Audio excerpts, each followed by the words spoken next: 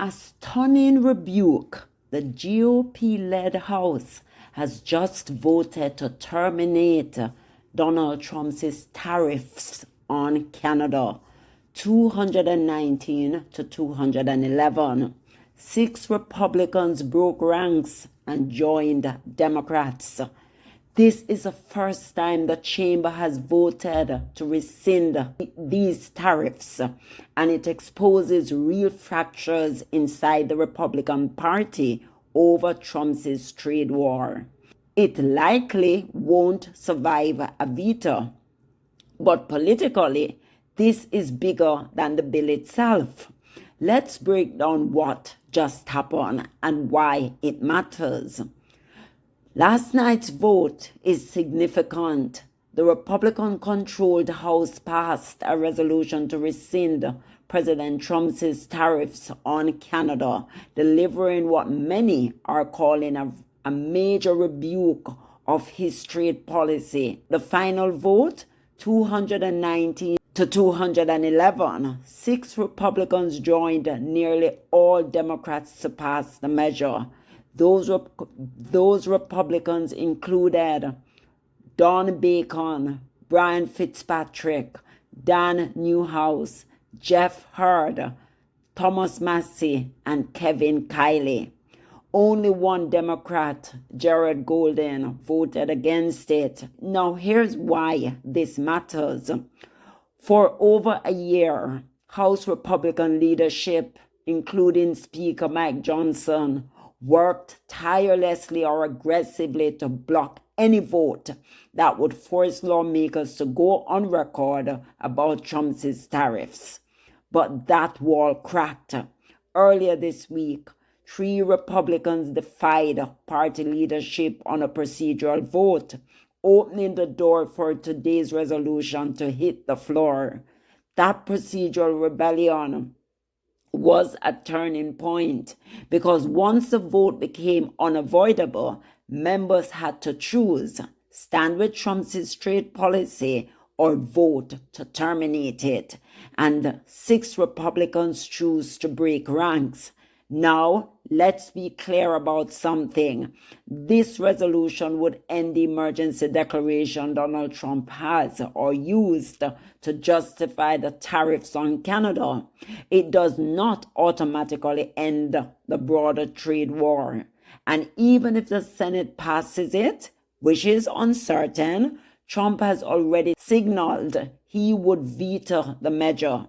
In a social media post tonight, he warned any Republican in the House or the Senate that votes against tariffs will seriously suffer the consequences come election time, and that includes primaries.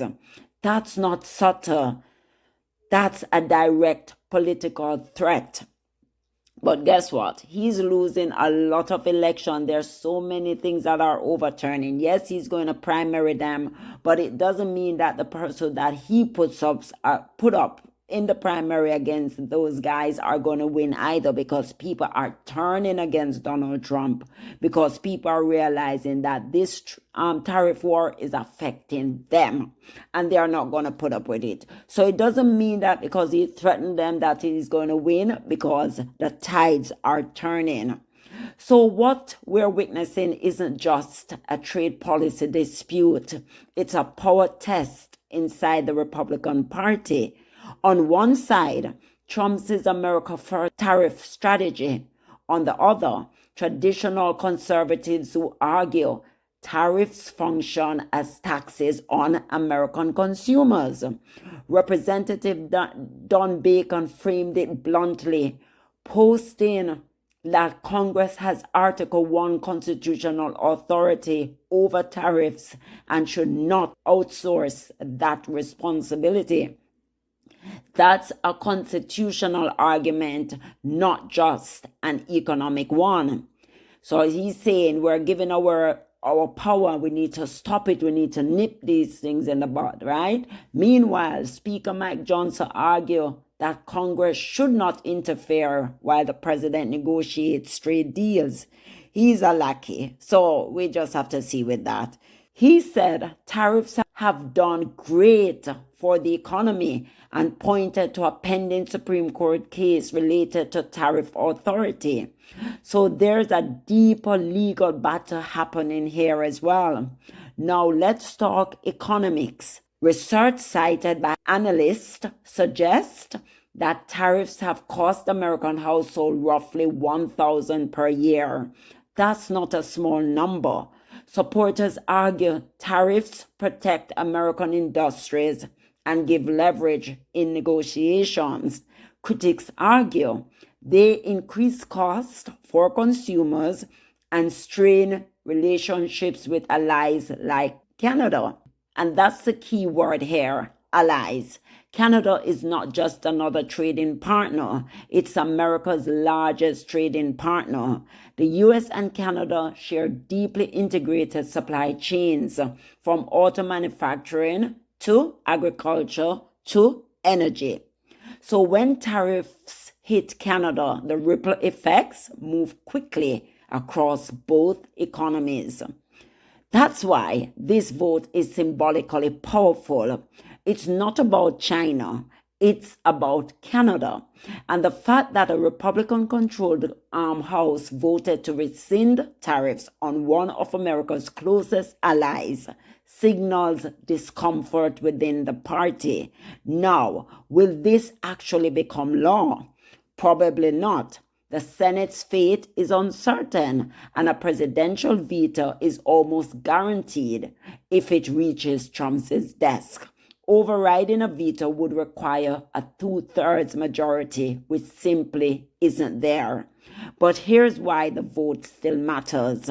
It forces Republicans to go on record. It exposes fractures, and it shows that Trump's grip on trade policy, while strong, is not absolute, especially when economic pressure hits voters at home. And with the primaries looming, Trump's warning about consequences raises a stake dramatically.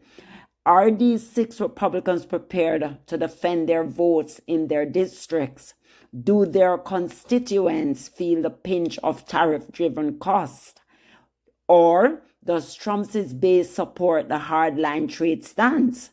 That's the political calculation unfolding in real time. And beyond the politics, this vote reasserts something important. Congress is reminding the executive branch that it still has constitutional authority over tariffs. For years, presidents from both parties have leaned on emergency powers to impose tariffs. Tonight's vote challenges that precedent. So, even if the resolution dies in the Senate or falls to a veto, the message has been sent. The party is not completely unified on trade, and when internal fractures begin to show publicly, that changes negotiating dynamics, both domestically and internationally, because allies are watching, markets are watching, voters are watching, and now the Senate will have to decide whether to follow the House's lead or hold the line. So here's a big question. Is this a symbolic protest vote or the beginning of a deeper Republican divide over Trump's trade strategy? And if the Senate passes it and Trump vetoes it, does that strengthen him politically or expose vulnerability? Let me know your thoughts below. This is Status Check, because last night, or the vote, wasn't just about tariffs. It's about power, party unity, and who ultimately controls America's trade policy.